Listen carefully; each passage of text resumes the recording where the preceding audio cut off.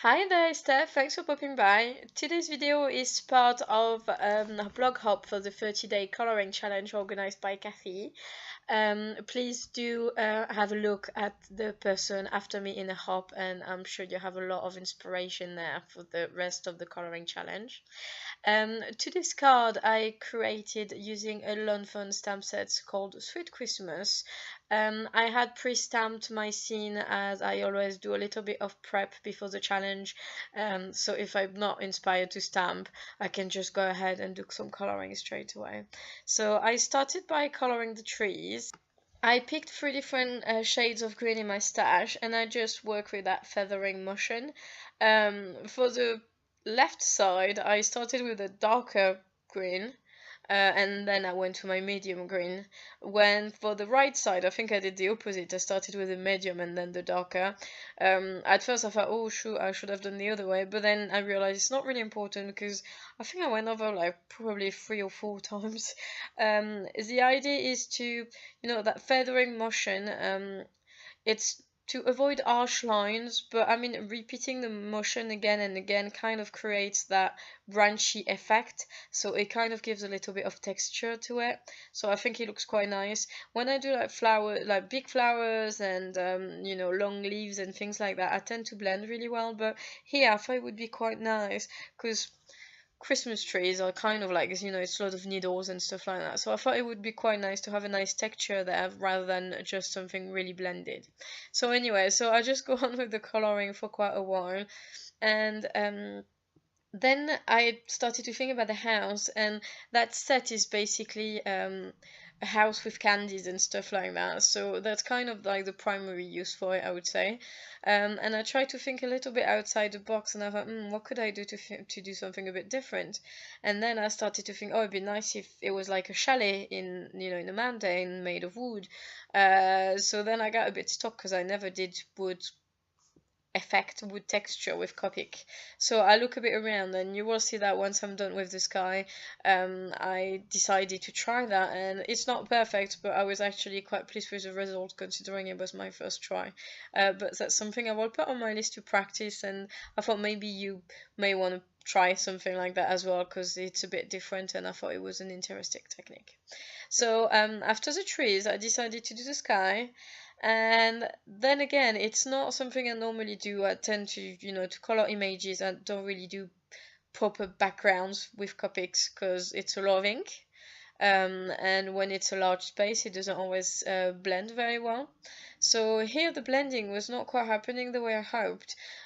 So I just started to feather and feather and feather until I eventually came to something I was quite happy with. So I used a very dark blue and then dark blue green, and I don't have the numbers in mind, but then again it doesn't matter, just use whatever you have in your stash that you like, and goes well together. And then I have a very light blue, so I decided to take that little piece of acetate and I scribbled my dark blue green on it, and then I just picked it up with the lightest blue, and that really helped me to do the transition between that dark blue green and that light blue green, and it works pretty well. So it does take a little bit of patience. I think it took me about an hour to do the whole card. I was interrupted and I finished it afterwards, but based on the video time I can say it was about an hour. So just a little bit of patience. I did refill my dark blue green, and I refilled it a lot, so much so that you will see in a minute. I decided to do droplets with it, and I realized that I really filled it far too much. And you can see when you overfill your Copic because the ink starts flowing and dripping on the other side, and you really put far too much at that stage. So I mean, it was practical in that case because I do need a lot of ink anyway. But that's kind of how came the idea that you will see in a minute. I took my dark blue and I started tapping on it, and I used one Copic to tap on the other, and I thought it was actually quite nice, these little dark blue dots on the top. And then I used my colorless blender and I did a few just round motion, and it kind of lightens up in area, so I thought it was quite nice. The downside to that is I ended up having stains on my house, so it was okay because I was gonna hide it behind the wood effect anyway. So here I started with a sandy color, And then I used my ruler, my tea ruler, sorry, and I kind of drew some sort of wood bits. And then I started, adding some little, I have no idea how to describe that, to be quite honest. I think you can see it, I think you will understand what I'm trying to explain. I'm just using 3 different colors, so a dark brown, a medium brown, and very, very light sand that helps me blend it together. And it creates that nice contrast. And I think in the end, considering it was my first go, I think it worked out pretty well, so I was actually quite happy with that. So once I'm done with the front of the house, I'm also doing the roof, because you kind of need to match everything together. And then I will add some darker tones, so the dark brown, just to tie it together, and add a little bit of contrast between the roof and the front of the house, and then I will go around the windows as well. I did quite like that wood effect. I thought it was quite cool because I did that house as a gingerbread house in sand, but I colored it very differently. And I think it's quite interesting to have like one image and managing to color it in loads of different ways. It's, trying to think outside the box and use your stamp set to their maximum potential. Well, probably not maximum. I'm sure I could do even more if I keep thinking about it, but sometimes it's just about inspiration and what you see around you and on Instagram and or outside or whatever your day's been, and sometimes that's just where inspiration comes from. So I move along, I'm doing a little bit of shading under the tree. I'm using my cool grey markers, so C7, C5, C3, C1, and eventually the colorless blender, just to go around the edges and just smooth it with the white of the snow. The front will be snow, basically. It's in a mountain. It's a snow scene, basically. So I will add few snow dots, and by a few I mean a lot.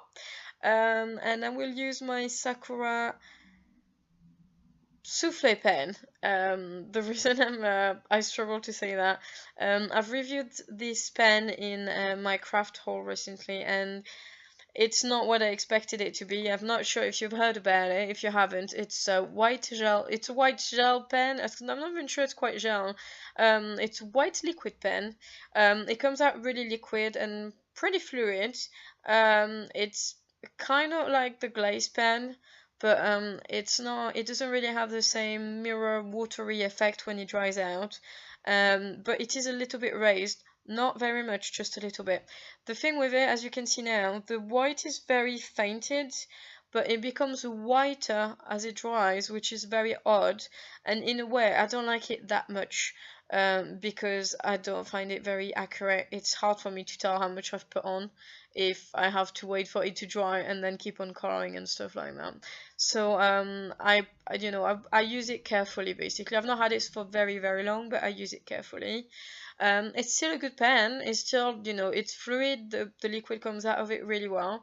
It's just me. I was expecting something that would puff up. Like I've seen some people use some of these snow pens. It is called souffle after all. And it shouldn't be called souffle because that's not what souffle is. So that's just my view on it. It's a good pen, but just not a souffle, what a souffle pen should be, according to me. So anyway, so here I've printed one of my own Christmas gritting that I designed recently. I printed it on vellum and embossed it with some Hero Art. No, sorry, Ranger White Superfine Embossing Powder. I keep getting these two mixed up. And if you print on vellum and put embossing powder, as soon as it comes out of the printer, the powder sticks to the ink on the vellum, and then you can wet emboss it. So that's really cool, because unfortunately I can't have these stamps made as stamps for now, but that's still a great way to have them embossed. And on that blue background, I think it worked out really well. I was actually really pleased with the result. So the thing with that image, that stamped image, is that obviously it's really thin. Here everything fell out on my desk. It was a disaster, but I managed to pick it up and remove the glue and glue it back on, so it was fine. So you kind of have to use something to hide the glue that's behind the vellum, basically.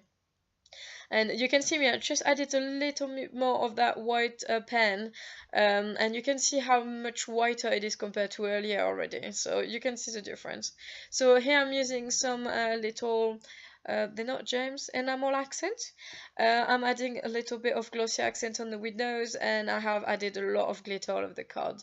So I hope you like this card. I hope you find it interesting.